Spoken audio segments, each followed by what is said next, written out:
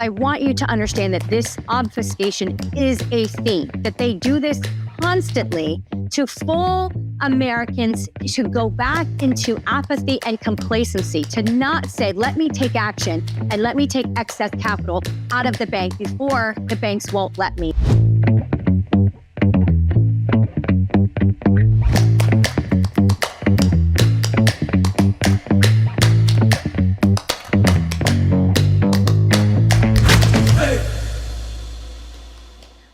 Welcome everyone to this edition of Crashes and Taxes. I am your host for this podcast, Rebecca Walser. I'm so glad to be with you.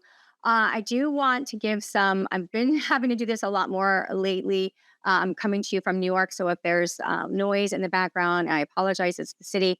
I have to give disclaimers on these podcasts because we're coming to something that I'm calling, and you'll see it here in this first slide, the convergence of all things.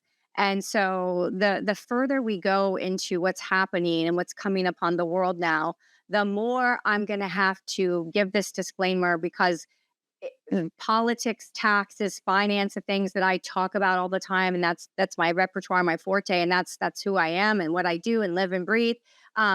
It is branching out into other disciplines that is not my forte, is not my area of expertise, and really makes me give these disclaimers. So I will say at the very beginning of this podcast that this is probably the most important podcast that I have ever recorded.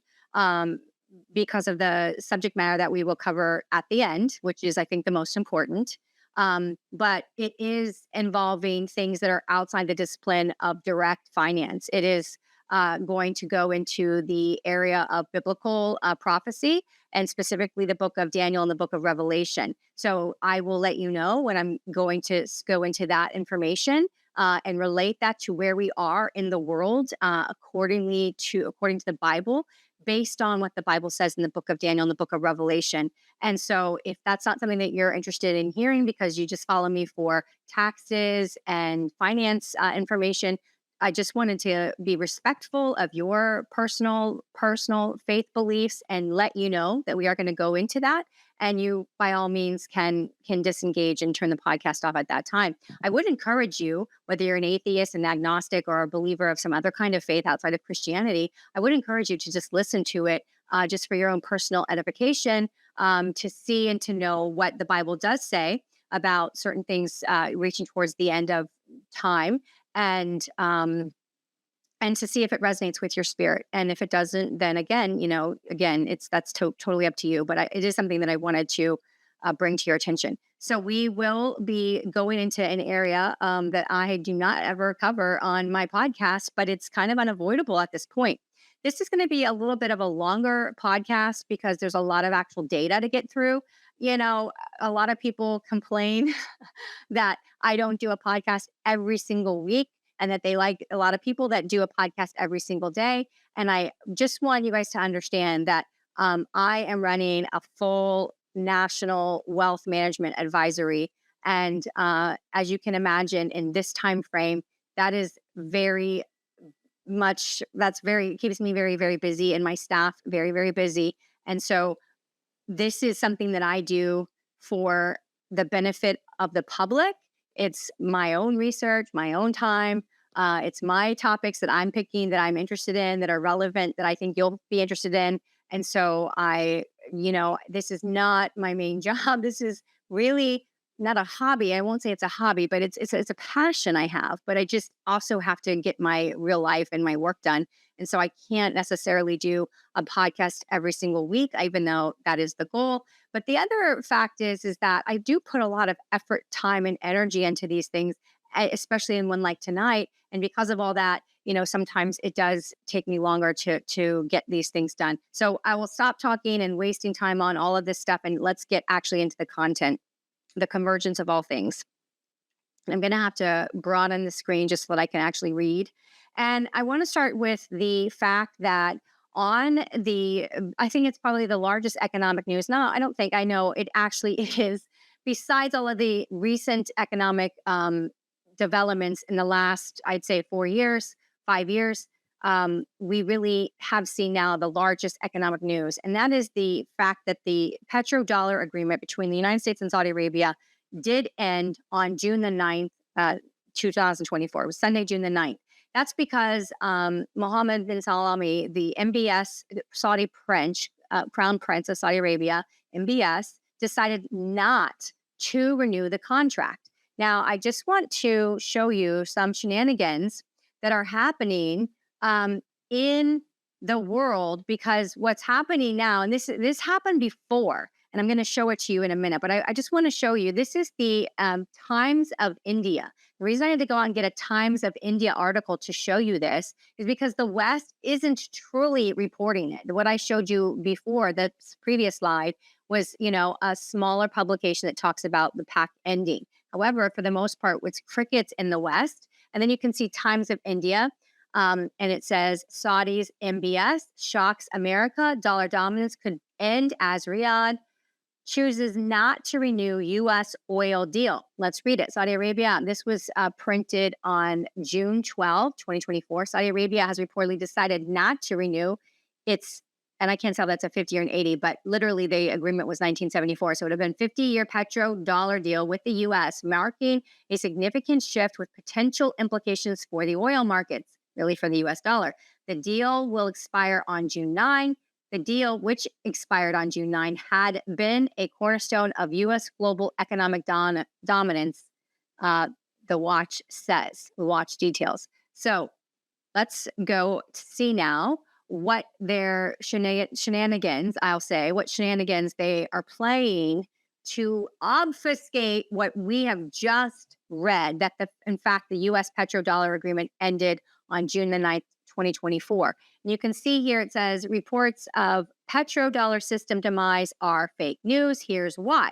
Let's read what this article says. This is a Market Watch article, you can see. And so let's see what this Market Watch article says. It seems like big news, and many wondered why the mainstream media had seemingly ignored it. Like I'm saying, crickets. Turns out there was a very good reason. Earlier this week, reports circulated widely on social media platforms like X, offering up a shocking proclamation, a 50-year-old agreement between the U.S. and Saudi Arabia requiring the latter price its crude oil exports in U.S. dollars had expired on Sunday. The collapse of the accord would inevitably deal a fatal blow to the U.S. dollar status as the de facto global reserve currency. Various commentators on X opined, surely financial upheaval lay ahead. Almost immediately, Google searches for the term petrodollar spiked to the highest level of recording dating back to 2004, 20 years, according to Google Trends data. But as speculation about imminent end to U.S. dollars global dominance intensified, several Wall Street and foreign policy experts emerged to point out a fatal flaw in this logic. The agreement itself never existed. And then that's what they say, right? But then let's read what they say, continue on. At least not in the way it was being described in the post that had gone viral on social media. In a blog post published Friday, Paul, chief economist at UBS Global Wealth Management, remarked that the fake story had become surprisingly widespread. Another lesson about the pitfalls of confirmation bias. So we've got, UBS saying, oh my gosh, it's a fake story. But then we get this paragraph, or finding a final paragraph, one of the paragraphs in the story, that says, perhaps the closest thing to a petrodollar deal was a secret agreement between the United States and Saudi Arabia, which was reached in late 1974, which promised military aid and equipment in exchange for the kingdom investing billions of dollars of its oil proceeds in treasury bills, U.S. treasuries. Donovan said the existence of this agreement wasn't even revealed until 2016, when Bloomberg News filed a Freedom of Information Act request, a FOIA request for the National Archives. So we always have known that the petrodollar agreement was two separate agreements. One, that the United States would provide military security, and two, a separate agreement that basically the Saudi Arabian government would not only sell their oil, but also as much as the OPEC nations that they controlled in U.S. dollars. So there's no doubt in anyone's mind that petrodollar is a true term. It's been a true term for decades. Doesn't just come out of nothing. And the fact that the West is trying to obfuscate this fact by stating that nobody can actually provide an actual agreement and therefore it's fake news is ludicrous, especially in the fact of their own report where they're saying it's fake news that says that Bloomberg had to FOIA the existence of agreement that happened in 1974 in 2016. So let's just be clear. There was a petrodollar agreement. Now, if the West mainstream wants to say that it didn't end, I can prove that it has. And that is what we will also continue to do in this podcast. Let's keep going. So here is a slide that I want you to see what they do, because I want you to understand that this obfuscation is a theme, that they do this constantly to fool Americans to go back into apathy and complacency, to not say, let me take action and let me take excess capital out of the bank before the banks won't let me, before there's what we call the the Fed calls a bail-in. Let me do these things and take these proactive, preemptive steps before all this happens. They can't allow America to know what's happening before it happens, because too many people protect themselves and then they will have unintended consequences. So I just want you to see that this right here, this states, this is the G7 and the BRICS nations, real GDP forecast as of 2024. And you can see the G7, and of course, is the United States, Canada, Japan, France, Italy, the UK, and Germany. That is the West, although the West really is Europe and others. But we call this G7, that's the G7, and this is the real GDP forecast, which of course, there's no way we're going to hit 2.7%. We were revised from 1.6 to 1.3, so 2.7 on the annualized basis is a pipe dream, especially with what's coming. But I want you to look at this, BRICS, India, China, United Arab Emirates, Iran, Russia, Egypt, Saudi Arabia, with an asterisk, okay? Brazil, South Africa, and Ethiopia. Now, let's see what the asterisk means. Saudi Arabia has not yet accepted and is still considering the invitation to join BRICS. Source, World Economic Outlook, April 2024. So there you go. There is the World Economic Outlook in April of this year, just 2 months ago, stating that Saudi Arabia, as of April, has still not joined the BRICS bloc. I'm really making a case here. This is what I do as a lawyer. I'm going to build a case for you. Guess what? Here's an article from January 31st of this year. BRICS group gets boost as Saudi Arabia joins group of emerging nations. Bloomberg. Argentina, blah, blah, blah, declined. Argentina is the only invitee to decline membership of the bloc. 34 new countries have expressed interest. We now have 59 countries expressing interest. So we've got Bloomberg reporting on January 31st, but I'm going to prove it to you outside of articles, okay? Then we have this. This is the BBC. This is the BBC, and you can see the date is February 1, 2024. BRICS, which group, what is the group, and what countries have joined? I'm going to have to I just go full screen on this. It says Saudi Arabia has joined BRICS, the alliance of major developing countries, along with 4 other nations. Saudi membership was due to start, but there was a delay before it was confirmed. The BRICS group wants emerging economies to have more influence in international politics. What does BRICS mean and who are the members? In 2006, Brazil, Russia, India, and China created the BRIC group. South Africa joined in 2010, making it BRICS. The group was designed to bring together the world's most important developing countries to challenge the political and economic power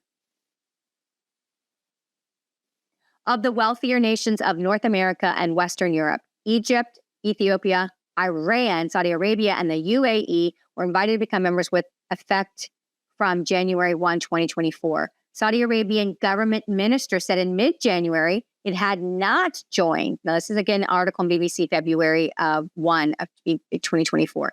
But South Africa's government since confirmed its membership status. So now you have the government of South Africa, you have Bloomberg, and you have other groups stating, no, yes, BRICS has joined. But you have Western publications such as this World Economic Outlook from, I'm not sure what that, I can't read it, basically in April saying, no, they still haven't joined. So I'm just wanting you to see that when they don't want people to know something about Saudi Arabia specifically, they will just basically state, oh no, that's not true, that's not happening. And most Americans will simply read a headline that says, the headline here that said, reports of the petrodollar system's demise are fake news. Here's why. Nobody's going to go and they're just going to say, oh, no, I read it. That's fake news.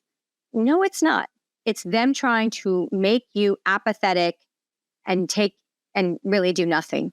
I just pulled the Bloomberg article that's talked about from 2016, which actually showed where they got and did the FOIA request to actually get the securitization and militarization agreement that was signed in late 74 between the two countries. And so this is the Bloomberg article that talks about them getting the existence of the agreement that was secretive through a FOIA request in 2016. So again, we know that these things are obfuscated and you have to continue to press in. Now, let's prove what is actually the reason, and that we know that Saudi Arabia did in fact get off of the petrodollar system that we do now know in fact did exist, and that it's not fake news.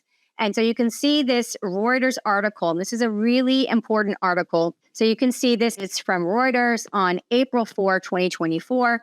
And it says last month said it will make significant changes to a sweeping proposal for stricter bank capital requirements known as the Basel III Endgame. In a win for Wall Street banks that have waged an unprecedented campaign to water down the rule. Now you're probably like, what is Basel III? What are you talking about, Rebecca? I told you this was going to be a little bit of a longer podcast because I was going to have to systematically walk you through some facts of what's happening and why it matters. And so that's what's happening here. So what is the Basel III Endgame? The Basel Committee on Banking Supervision is a panel convened by the Bank for International Settlements. We call it the BIS in my world. Now, the BIS is the central bank of central banks. That is what the Bank of International Settlements is. And the reason we call it Basel is because it is located in Basel, Switzerland. Everything seems to be located in Switzerland, internationally speaking. So which aims to ensure, so let's go back. The Basel Committee on Banking Supervision is a panel convened by the Bank of International Settlements in Basel, Switzerland, which aims to ensure regulators globally apply similar minimum capital standards so that banks can survive loan losses during tough times. The committee's Basel III standard was agreed after the 2007-2009 global financial crisis. It includes numerous capital, leverage, and liquidity requirements. Regulators across the world have worked for years to implement those standards, and the so-called endgame agreed in 2017 is in the final iteration. The endgame proposal, which Chairman Powell, they're talking about here, unveiled in July of 2023 for the United States, refines Basel's approach to setting capital based on the riskiness of bank activities. What Basel III really does, besides what it does for gold, which is what we really truly care about, but basically the U.S. banking system doesn't like Basel III because it requires them to have a systematized, standardized underwriting for risk.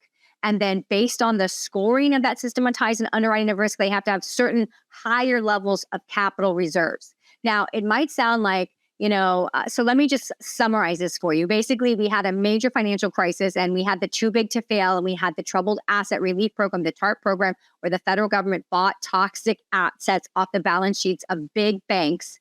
And because of all that, there was a bunch of uproar of moral hazard. What are you doing? You can't do all these things. And then so basically, Bank of International Settlements and all of the countries that complain on how much money they lost on American credit default swaps and all the rest. And I know I'm talking really higher level stuff here, but I just want you to stick with me that basically everyone agreed that banking reform was necessary. And from that agreement, from the 2007 to 2009 global financial crisis, you had Basel III born. And why the U.S. banks don't like it is because it sets the standard on risk activity, risk management, and scores. And then based on that, makes the capital requirements go higher, and it only applies to banks that have $100 billion and above, $100 million and above. So the Basel III was unveiled by Powell for U.S. banks to start to go into effect in July.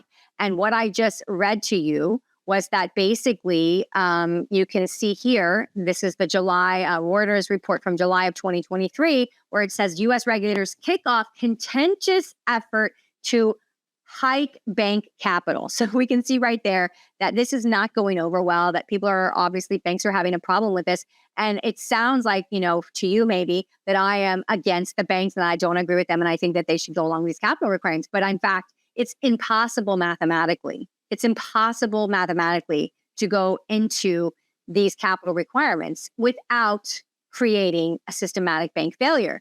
And you're asking me, why is that? Well, when you inflate your monetary supply as much as the United States has done since the original US dollar and since the Federal Reserve was created in 1913, when you inflate your money supply that high on a reserve ratio requirement of 10%. So and I'm just making these numbers up to give you an explanation.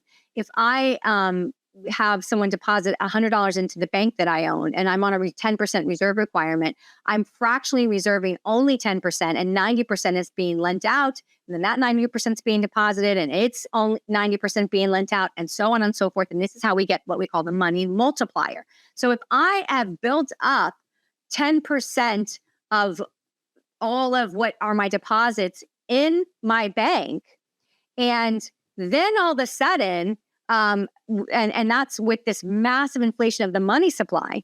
Then all of a sudden, the bank comes along post-crisis, the bank regulators come along, the Bank of International Settlements group comes along and says, oh, we have an end game here that we've got to shore up our reserves. And they come to banks and they say, you're too risky, or your risk is higher, and now you need to not reserve fractionally 10%, but you need to reserve 20%.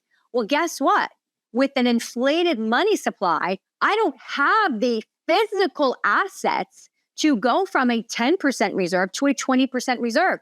I don't have the assets. I don't have them. So how are we expecting these banks to all of a sudden increase their reserves to this level? And this is why you have the US banking system and Wall Street freaking out about Basel III and the implementation of Basel III. So much so that we did, in fact, see Powell come back and state, and that was kind of what this article was about here. Here's Reuters from March of this year, March 6, 2024. Powell says broad overhaul coming for Basel Bank Capital. Sorry, you guys, having trouble here. Powell says to Congress on March the 6th, broad overhaul coming for Basel Bank Capital proposal. Washington, March 6th, Federal Reserve Chairman Jerome Powell said Wednesday the central bank and other regulators will be making significant changes to a contentious plan to raise large bank capital requirements. So basically, they have been successful in getting the Fed to potentially roll back what these capital requirements are. Let's just look here at the BIS's actual webpage and see how they describe what the Basel III reforms are. Basel III reforms have now been integrated to the consolidated Basel framework, which comprises all of the current and forthcoming standards of the Basel Committee of Banking Supervision. For background, set out below are the main publications. Basel III is an internationally agreed set of measures developed by the Basel Committee on Banking Supervision in response to the financial crisis of 2007-2009. The measure aims to strengthen the regulation, supervision, and risk management of banks. Like all Basel Committee standards, Basel III standards are minimum requirements which apply to internationally active banks. Members are committed to implementing and applying standards in their jurisdictions, meaning the Federal Reserve would implement it in they're the central bank for America, and they're part of the BIS, Bank of International Settlements, central bank system. So they would be in charge of implementing it in America. And that is why what Powell says is that there's going to be changes would, in fact, actually make a change. So what is Basel III? Let's look at specifically, besides what I already told you, which was that it applies a systematic calculation for determining risk, and then another systematic calculation that says, based on this risk, this is your reserve requirement. They don't want that because that is what the bank does right now. The bank has its own risk management as a commercial entity that is not a government entity, and it manages its own risk. But the problem with the banks is the fact that since we usually bail them out and we have the FDIC insurance, that there's just moral hazard, that you have executives that want to make more money. And so they take more risk, too much risk. And then we have these problems. So the gold, though, is also a part of Basel III. So gold can be classified as either a tier 3 asset, where it is not counted at its 100% value as an asset of a bank for holding reserves, or it can be a tier 1 asset. Basel III actually created the ability for gold to be a tier 1 asset. And tier 1 is basically the equivalent of cash, liquid cash. So Basel III is a set of international banking. We already went through that. Let's just get back to it. Gold has been reclassified from tier 3 to tier 1 effective June 28 of 2021. So Basel III said, okay, now if you hold gold as your reserve requirement to meet these new reserve requirements. If you're holding gold, before it was tier 3, maybe counted at 50% of its value as of the reserve. We're going to move it to tier 1, where it's 100% its value is considered reserve. And of course, central banks are going to be very interested in doing that, because they don't want to be holding some kind of gold through some kind of third party and only have it count at 50%. If they're holding gold, they want it to count at 100% its value as its reserve, so they can meet their new heightened reserve requirements. So basically, what did Basel III say? In order for gold to be considered tier 1, it has to basically meet a couple of requirements. First of all, it has to be held in a 1-to-1 ratio, meaning the bank must hold an equivalent amount of gold as the value of the gold held. In other words, you can't have a 40% reserve that we were used to having when we were on the gold standard. No. You need, if you're going to say I have capital of 100 million, you need to have 100 million of gold actually reserved. It has to be allocated reserved. This change is expected to lead to a physical gold market, as banks will need to hold physical gold to meet the new requirement. Impact on banks. The other thing that it requires is that there can't be any counterparty risk. So counterparty risk is if you're using a third-party custodian. Counterparty risk means you cannot have a relationship with a third party that's not a part of your banking, system, that basically could default. So if I'm, for example, using the London Bullion Market Association to hold as a vault the gold for my bank, that's counterparty risk, because what happens if something happens to LBMA and they have to use my gold or give it to someone else? That's their risk, that since they're the custodian of my central bank gold, that we could lose it, and that is counterparty risk. So now what you have with the requirement of allocated 1-to-1 reserves to be tier 1 and no counterparty risk, you are seeing the central banks of the world step up and take physical delivery. We've seen more physical delivery in the last 6 years than we have in decades. So the vaults are leaving, the metals are leaving the West vaults and moving to the East. And it's just a phenomenon that's been happening. So again, Powell would be responsible as the leader of the Federal Reserve for implementing the Basel III updated reserve requirements for U.S. banks. And he has stated to Congress that, yes, we're getting a lot of pushback. And in fact, we are going to have to change the rules. Now, what they've changed to, we don't know. Now I'm switching back. Now that you understand what happened with Basel III post 2007, 2009, that it took this long for the United States to actually tell the banks, July of 2023, that yes, these higher reserve requirements are going to now be implemented. And they've been pushing back since last July, with Powell acquiescing in March saying, yes, we are going to change it. Okay, so that is the backdrop for this whole petrodollar situation happening. Now you have all this, the mainstream pushing back and saying, there's no ending of this petrodollar agreement. And yet we have the Bank of International Settlements announcing publicly on Wednesday, June the 6th. So again, the petrodollar agreement was through expiration, through MBS not renewing it on Sunday, June the 9th.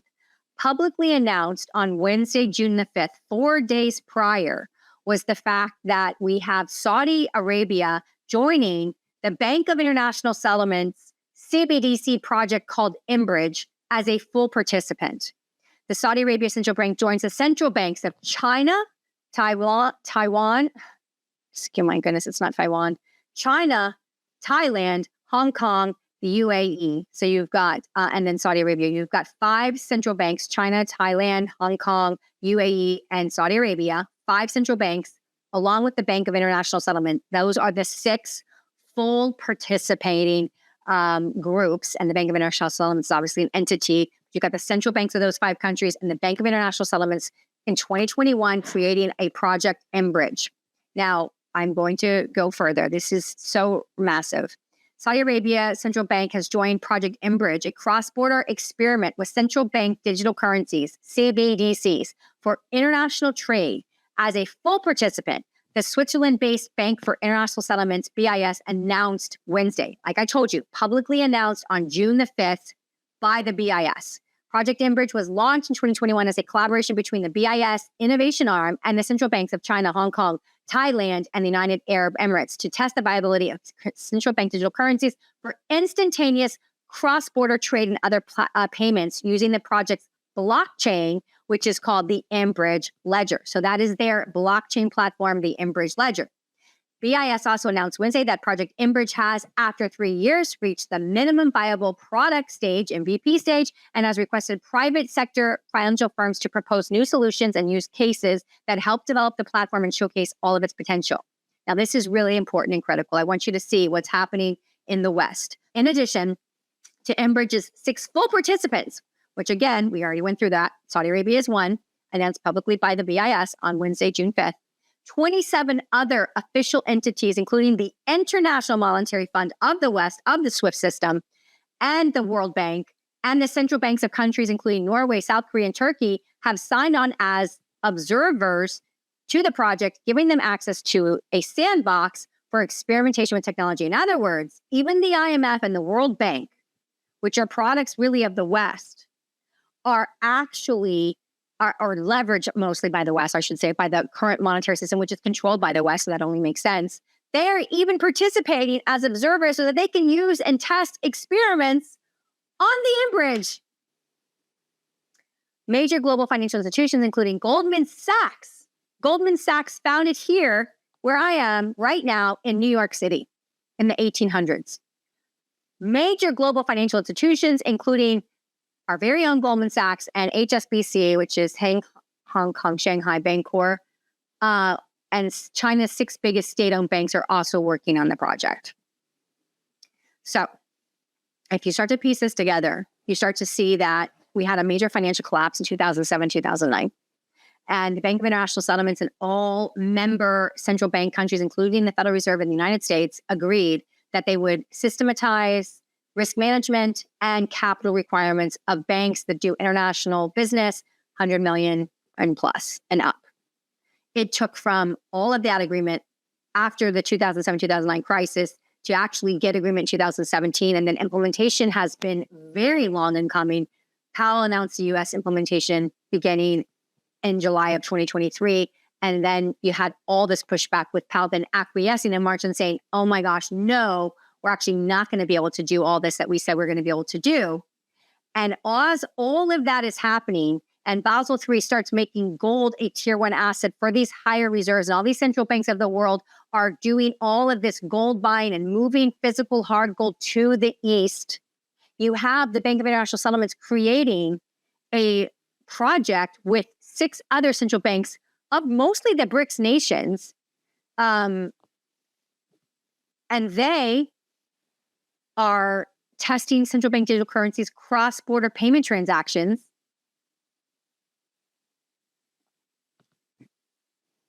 And so I think it's pretty clear that based on that, Saudi Arabia has clearly decided that they have joined the BRICS bloc and that they are fully participating in alternative cross-border currency transactions outside of, again, the US dollar. And of course, that would eventually apply to their oil. So, you know, and people say, oh, well, oil was sold outside of US dollar, Rebecca. All oil wasn't sold exclusively in US dollars. And we've always said that it was the OPEC controlled nations by Saudi Arabia. Saudi Arabia is the head of OPEC and has massive influence on how the OPEC nations act. It's a bloc that they control. So those countries sold 80% of the world's oil was sold in dollars because of the OPEC agreement, the petrodollar agreement. And OPEC Plus included Russia, and even Russia, before being kicked out of SWIFT, sold their oil in US dollars. So this was a thing. It was a real thing, and it's not going to be allowed to go down as a lie and as a falsehood, as fake news. And now you can see that Saudi Arabia had a public announcement of the Bank of International Settlements that they're joining this project to test out new currencies 4 days before the actual petrodollar agreement actually expired. Okay, so we've been 35 minutes in, and I'm now moving to the area and the subject that is definitely outside my area of expertise, but I'm going to give you the superior expertise on the matter, which is directly from the Bible. And I'm going to do that now. So if you are done and don't want to hear anymore, please feel free. I've given you plenty of warning. This podcast was about the convergence of all things. We talked about how I was going into biblical prophecy outside of my forte, led by someone who made the discovery that they believe that both Daniel and Revelation talk about the time frame that we are now in, and they walked us through that. And I was explaining that to you as a part of the Christian faith of the Bible. And specifically, if we look at Daniel 7, we are looking at specifically Daniel 7:7. We are talking about the fourth beast of a vision that Daniel sees as he's writing this book of the Bible. And I will read chapter 7 and verse 7 and 8. After this, I saw in the night visions, and behold, a fourth beast, dreadful and terrible, exceedingly strong. It had huge iron teeth. It was devouring, breaking in pieces, and trampling the residue with its feet. It was different from all the beasts that were before it, and it had 10 horns. I was considering the horns, and there was another horn, a little one, coming up among the 10, before whom 3 of the first of the 10 were plucked out by the roots. And there in this horn were eyes like the eyes of a man, and a mouth speaking pompous words.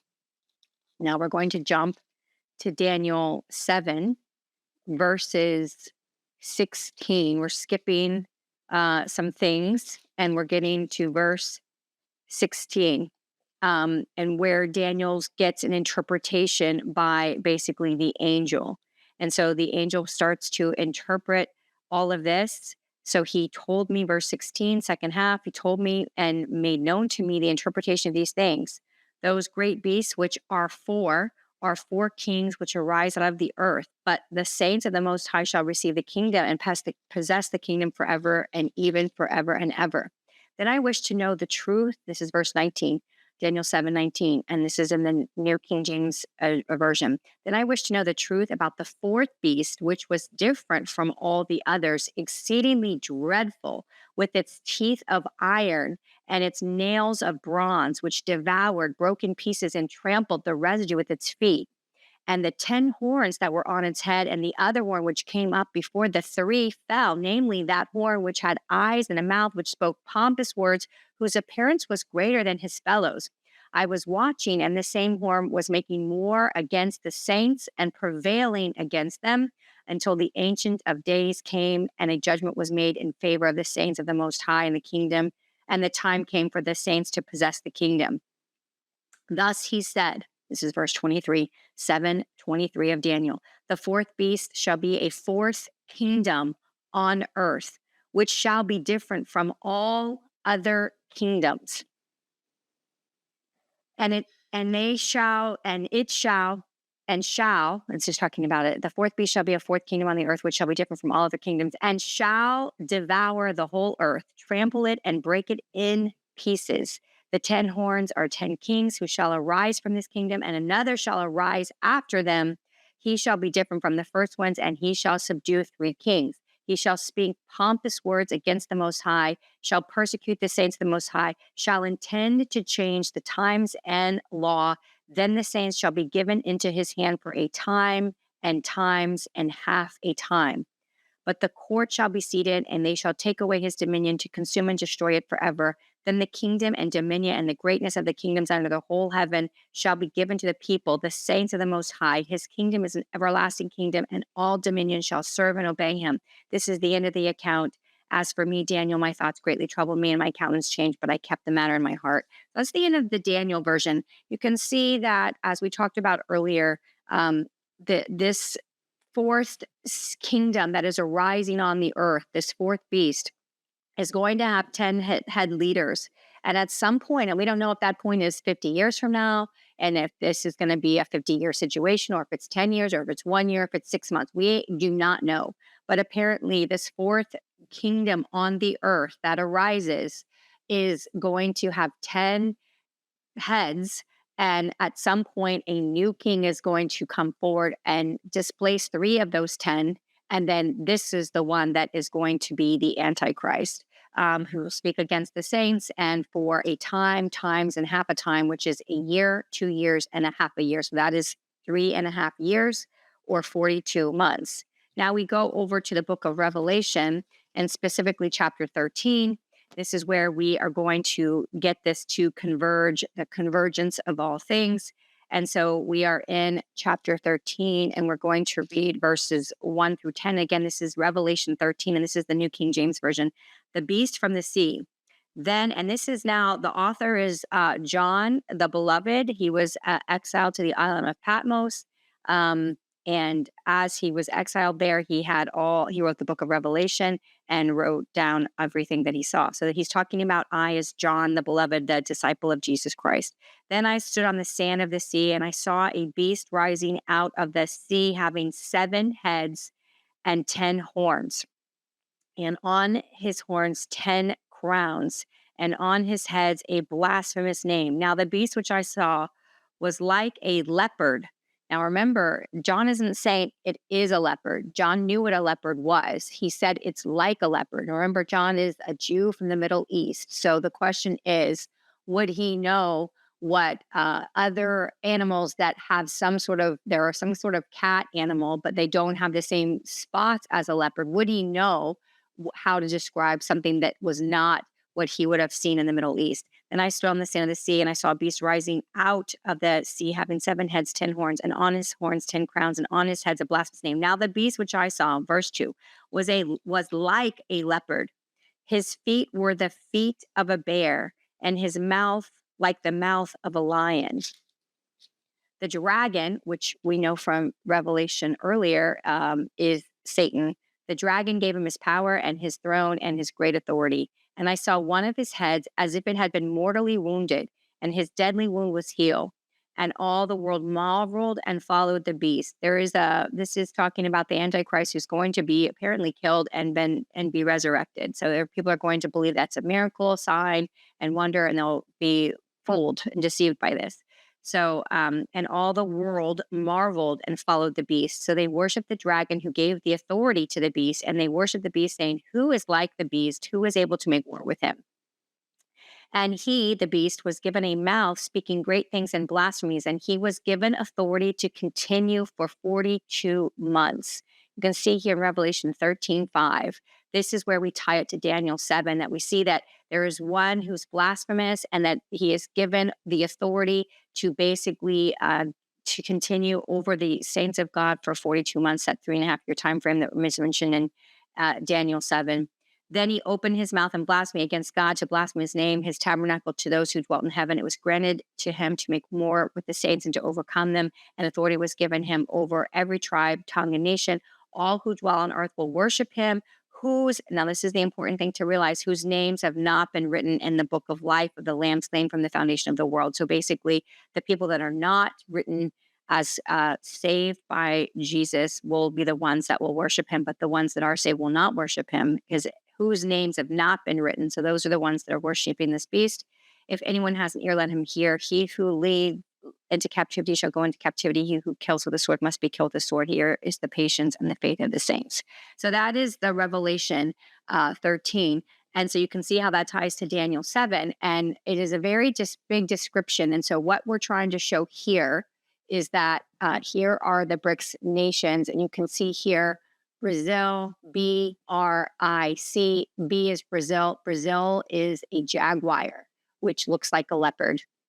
Russia is a bear.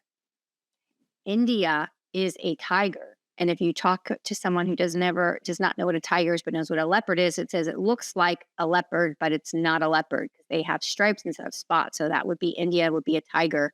Then you have China, which is, again, a bear, a panda bear.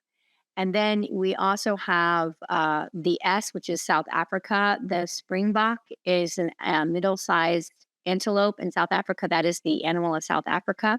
And then we have Iran joining the BRICS bloc, and Iran is, in fact, a lion.